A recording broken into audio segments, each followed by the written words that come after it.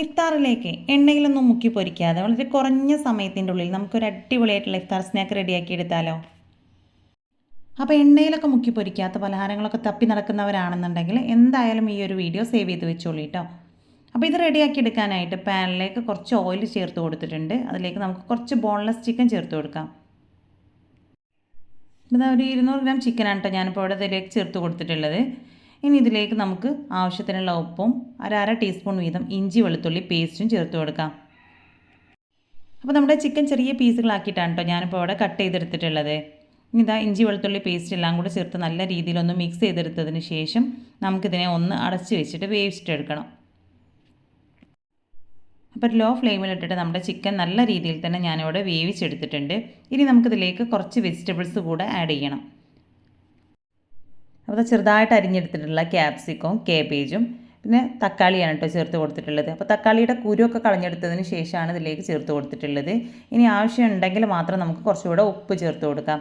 Already നമ്മൾ chicken വേവിച്ചെടുത്ത സമയത്ത് ചിക്കനിലേക്കുള്ള ഉപ്പ് ചേർത്ത് കൊടുത്തിട്ടുണ്ടായിരുന്നു. അപ്പോൾ ഈ ഒരു വെജിറ്റബിൾസിലേക്കുള്ള ഉപ്പ് മാത്രമാണ് കേട്ടോ ഞാനിപ്പോൾ ചേർത്ത് കൊടുത്തിട്ടുള്ളത്. ഇനി ഇതിനെയും അടച്ച് വെച്ചിട്ട് നമുക്കൊന്ന് വേവിച്ചെടുക്കാം. അപ്പോൾ അതാ നമ്മുടെ വെജിറ്റബിൾസൊക്കെ നല്ല രീതിയിൽ വെന്ത് വന്നിട്ടുണ്ട്. ഇനി നമുക്കിതിലേക്ക് കുറച്ച് മസാലപ്പൊടികൾ ചേർത്ത് കൊടുക്കണം.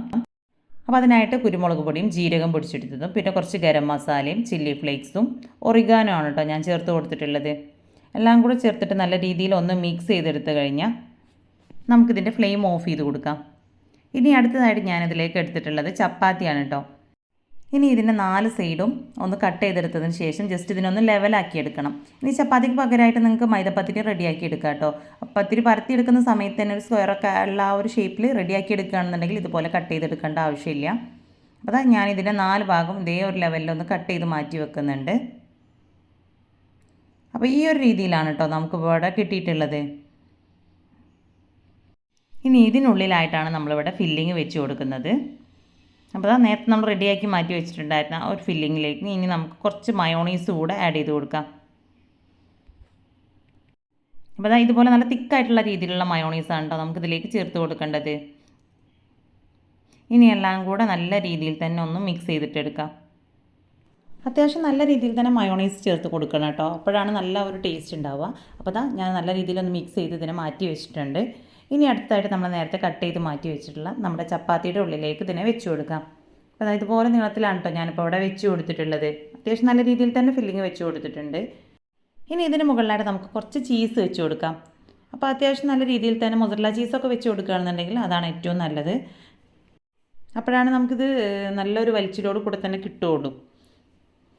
അപ്പോൾ ഞാൻ എൻ്റെ കയ്യിൽ ചെറിയ ചീസ് ക്യൂബ്സ് ഉണ്ടായപ്പോൾ അത് ചെറിയ രീതിയിൽ കട്ട് ചെയ്തിട്ടാണ് കേട്ടോ ചേർത്ത് കൊടുത്തിട്ടുണ്ടായിരുന്നത്. ഇനി എല്ലാതും സെയിം രീതിയിൽ ഒന്ന് റോൾ ചെയ്തിട്ടെടുക്കണം. അപ്പോൾ ഈ ഒരു ലെവലിലാണ് കേട്ടോ എല്ലാം ചെയ്തെടുത്തിട്ടുള്ളത്.